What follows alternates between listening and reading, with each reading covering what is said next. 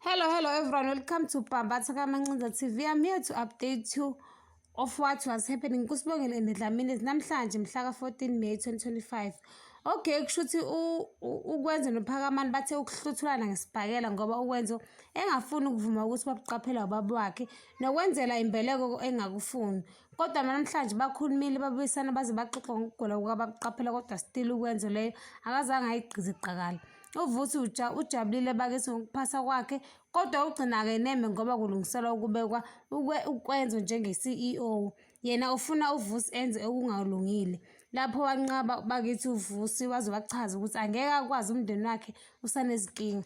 Ugcina wazibalisela ukuthi umakaVusi engamxosha noma inini. Waphika bakithi uVusi wase ebuza ugcina ukuthi waye engamfaki emshadweni ohlanganisa amafa, akabangesaphendula lapho uVusi. USamke uxuba izindaba ngoVelephi uthi nje akasayinaki ingane. Ife embuza uvuma ukuthi akanjani.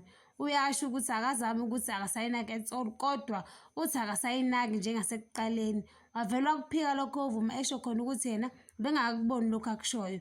Wavela wazincengela emva kwalokho esho ukuthi ubezama ukunakekela umndeni njengonkosikazi wekhaya. KwaDlamini angena amazi ngomsele. Phakamani ubezugcina ngaphandle. Ife eqhamuka ugcina ethi uyashubisa.